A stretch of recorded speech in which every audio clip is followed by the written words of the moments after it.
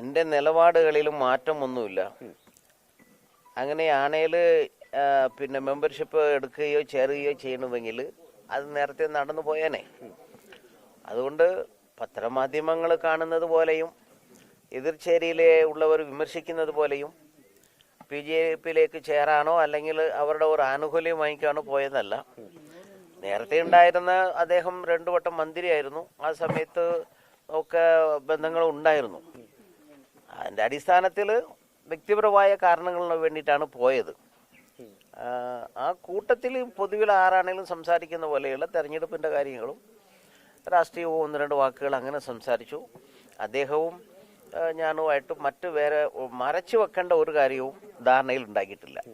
എന്താണ് ഡൽഹി പോയി കാണേണ്ട ഒരു കാര്യം ഉണ്ടായിരുന്നു? താങ്കൾ ആദ്യം പ്ലാന്റേഷനുമായി ബന്ധപ്പെട്ട വിഷയമാണെന്ന് പറഞ്ഞു, പിന്നീട് വിവാഹ കാര്യം അല്ല, വിവാഹത്തിന്റെ ക്ഷണമാണ് എൻ്റെ സഹോദരിയുടെ. അതാണ് പ്രധാനം.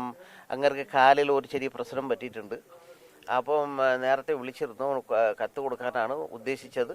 അങ്ങനെ വരാൻ പറ്റാത്തതുകൊണ്ട് എന്നെ പോകണമെന്ന് പറഞ്ഞു. എന്നാലും പിന്നെ ഞാൻ ഒറ്റയ്ക്ക് അങ്ങനെ പോവില്ല എന്ന് പറഞ്ഞപ്പോഴാണ് പിന്നെ കൂട്ടത്തിൽ ഞങ്ങൾ 2 പേരും പോകാൻ തയ്യാറായത്.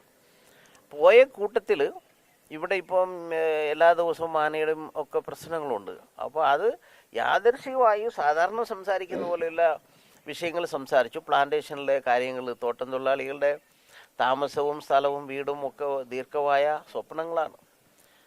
അതിൻ്റെ ഒരു കാര്യം പറഞ്ഞു. മക്കളുടെ പഠനവുമായി ബന്ധപ്പെട്ട ജാതി സർട്ടിഫിക്കറ്റ് വല്ലാത്ത പ്രശ്നമാണ്. അത് 10/86 മുതൽ ഇങ്ങോട്ടേക്ക് ഒരു മൈഗ്രേറ്റഡ് ഇഷ്യൂ ആണ്. അങ്ങനെ 2-3 കാര്യഗൗരവമായ പണ്ടത്തെ കാര്യങ്ങൾ യാദൃശ്ചികമായി സംസാരിച്ചു എന്നുള്ളതേ ഉള്ളൂ. പ്രധാനമായി പോയത് ക്ഷണിക്കാൻ വേണ്ടി, ചടങ്ങിന് ക്ഷണിക്കാൻ വേണ്ടി മാത്രം പോയത്. എനിക്ക് ഇനിയിപ്പോൾ സഹോദരിക്ക് വിവാഹം കഴിക്കേണ്ട അദ്ദുറയുടെ. നിലവിൽ ഇതുവരെ CPM-ൽ അംഗത്വം പുതുക്കിയിട്ടില്ലല്ലോ, അത് പുതുക്കുമോ?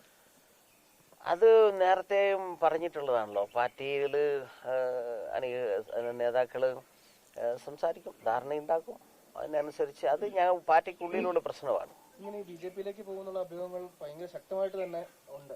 ഇങ്ങനെ ഡൽഹിയിൽ പോയൊരു കൂടിക്കാഴ്ച, അത് മാത്രമല്ല ഒരു ഫോട്ടോയും ഇപ്പോൾ പ്രചരിക്കുന്നുണ്ട്. പ്രകാശ് ജാവ്ദേക്കറും S. രാജേന്ദ്രനും തമ്മിലുള്ള ഒരു ഫോട്ടോയും പ്രചരിക്കുന്നുണ്ട്. അതൊക്കെ ഈ കല്യാണം വിളിക്കാൻ പോയതിന്റെ ഭാഗമായിട്ടുള്ള ഒരു ഫോട്ടോ എടുപ്പ് മാത്രമായിരിക്കും.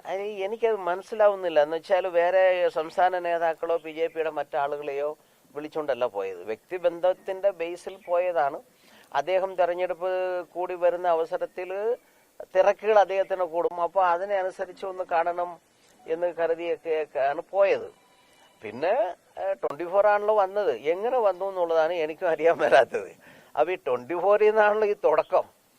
അതുകൊണ്ട് 24 വിചാരിക്കുന്ന പോലെയൊന്നും കാര്യങ്ങളിലേക്ക് പോകില്ല. അതാണ്. അല്ല, ഞങ്ങളൊരു ഇതിനു മുമ്പ് 8-10 വട്ടമെങ്കിലും കണ്ടിട്ടാണ്. ആദ്യം വീട്ടിലേക്ക് വന്നിരുന്നുണ്ട്, ഇവിടെ വന്നിട്ടുണ്ട്. BJP-യിലേക്ക് പോകുന്ന ഒരു പ്രചരണം നിൽക്കുന്നു. നിങ്ങൾ പ്രചരിപ്പിച്ചോ? CPM-ആയിട്ടുള്ള ചർച്ചകൾ നടക്കുന്നു എന്ന് പറയുന്നു. ഈ സമയത്ത് ഈ പ്രകാശ് ജാവ്ദേക്കറുമായിട്ടൊരു കൂടിക്കാഴ്ച തെരഞ്ഞെടുപ്പ് അടുത്തിരിക്കുന്ന സമയത്ത് ഇതൊരു സമ്മർദ്ദ തന്ത്രമാണ്.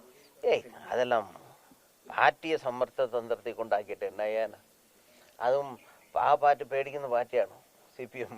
അതുകൊണ്ടൊന്നുമല്ല. ഈ താങ്കൾ പോയ തെരഞ്ഞെടുപ്പിന് പാർട്ടി ഒരു തെരഞ്ഞെടുപ്പിന് നേരിടുകയാണ്.